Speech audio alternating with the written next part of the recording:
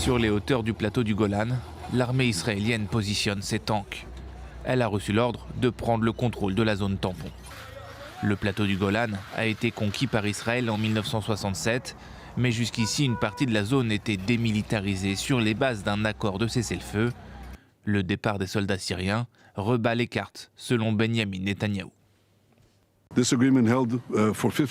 Cet accord a tenu pendant 50 ans. La nuit dernière, il s'est effondré.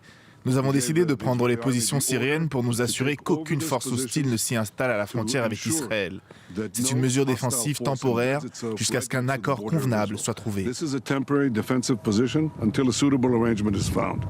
Une manœuvre observée avec inquiétude par un autre voisin de la Syrie, l'Iran. Fidèle allié du régime de Bachar el-Assad, Téhéran assure que le président syrien ne lui a pas demandé d'aide. Une manière de faire table rase du passé.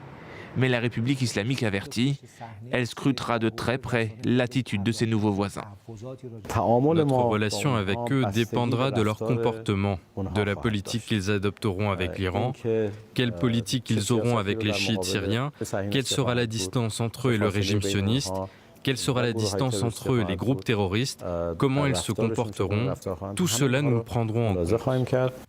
L'Irak, la Turquie, la Jordanie ou encore le Liban surveillent également la situation avec attention. La chute du régime de Damas est en tout cas un coup dur pour le Hezbollah libanais, déjà très affaibli par la guerre avec Israël. Plusieurs voix s'élèvent déjà dans le pays pour demander aux partis de déposer définitivement les armes. Ah, notre beau, le peuple de Dieu.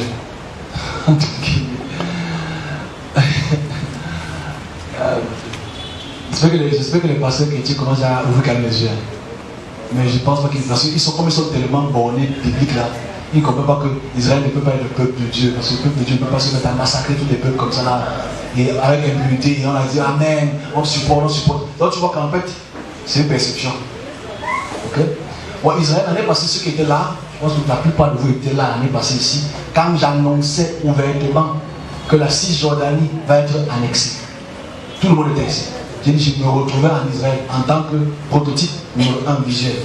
C'est-à-dire, je me retrouve en Israël, je discute avec les autorités israéliennes, je l'ai dit, là, les deux existent. Dans leur discussion, c'est-à-dire Netanyahou et son exécutif planifiaient de faire une annexion.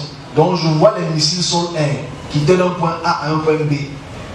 Et j'entends donc les gens de Rafah, les gens de Cisjordanie crier, on a annexé avec les bombes partout. Je l'ai dit ici, le 16 avril 2023. Ça, c'est pas une perception en vrai. On est ensemble. C'est n'est pas une perception parce que tout le monde voit la guerre là aujourd'hui. Moi, ce n'est pas mon point de vue. C'est moi qui suis du diable, c'est eux qui sont de Dieu. Ok? Mais eux n'ont pas vu ça. Mais c'est moi qui explique les détails. Parce qu'aujourd'hui, l'annexion de Gaza n'est plus un débat. Parce que jusqu'aujourd'hui, les Américains qui subventionnent, les Américains qui donnent les armes, les Américains disent allez le taper fort, hein? Alors qu'ils peuvent intervenir. Qu'ils n'interviennent pas. Ça, ce n'est pas mon problème. Ils n'interviennent pas parce qu'il y a des élections bientôt. Si tu es contre les Juifs, qui va te financer? Si tu es contre les Juifs, qui va? Il faut savoir qu'il y a des lobbies israéliens qui sont très très puissants. Donc voilà ce que j'ai vu pour Israël. Parce que pour moi, chaque vision n'est pas une question de perception personnelle. C'est un peu bizarre qu'on ne prenne pas ça en compte. Alors j'ai vu le drapeau israélien il y a quelques jours planté dans les hécatombes, dans les décombres. Mais qu'en fait, le peuple gazawite et en Cisjordanie, j'ai vu les drapeaux implantés israéliens qui flottaient. Je vais interpréter ce que ça veut dire. On me transporte dans le temps encore une fois de plus. Parce qu'en fait, vous voyez, c'est plus ou moins la même période. On me transporte encore le temps. Je viendrai encore l'année prochaine parler encore de cette même perspective.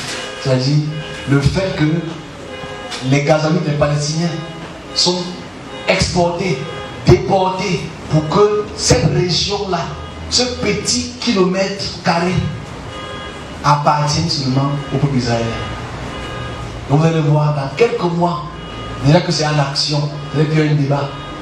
Je vais seulement dire que les Israéliens vont prendre cette parcelle de terre les Américains vont les supporter et le peuple va regarder et ceux qui vont se révolter parce qu'aujourd'hui encore ce matin on a pu voir que les 3 otages israéliens ont été tués. Ça va encore faire que l'Éternel va accélérer son plan de destruction. Mais c'est le peuple de Dieu. N'est-ce pas qu'ils ont fait ça à Ashkelon? N'est-ce pas qu'ils ont fait ça n'est-ce pas qu'ils ont détruit le peuple là, tué tout le monde, chassé tout le monde? C'est ça la parole de Dieu là. Non. Ça c'est une mode de prévention. Maintenant, est-ce que la communauté internationale va écouter cela? Est-ce que le BRICS va écouter ce que je dis? Parce que ici c'est dangereux. S'ils implantent leur drapeau, ça ne dérange pas quand la Russie fait ça en Ukraine. Ça dérange beaucoup les Occidentaux quand la Russie fait ça en Ukraine. Ça dérange beaucoup quand la Chine fait ça à Singapour ou à Hong Kong. Ça dérange beaucoup. Ça dérange beaucoup. Vous voyez que le monde, c'est un monde qui est vraiment multipolaire. Chacun choisit son pôle. Israël. Voilà ce qui va arriver. Mais les conséquences sont graves. Parce que je l'ai dit en 2018, en octobre 2018, que on me transporte dans les années 1800 pour me montrer comment les Israélites déportés de Suède, du Danemark, ça c'est pas une perception, c'est une perspective, ok? Les Israélites déportés du Danemark, de Suède, de Pologne, tous ces pays, comment ils souffraient des pogroms. Pogroms, ça veut dire les chasseurs cassaient tout le business. Il était dit dans cette expression que que ces moments vont revenir. J'espère que vous le voyez très bien. C'est-à-dire la montée entre guillemets antisémite va encore prendre une autre dimension. S'ils sont sages, parce que je sais quand il y a les Israéliens qui me suivent, ils viennent souvent fugitifs. Il faut se lever contre Netanyahou. Il faut que Netanyahou parte. Parce que Jérusalem va être restaurée. Pas Jérusalem biblique. Jésus.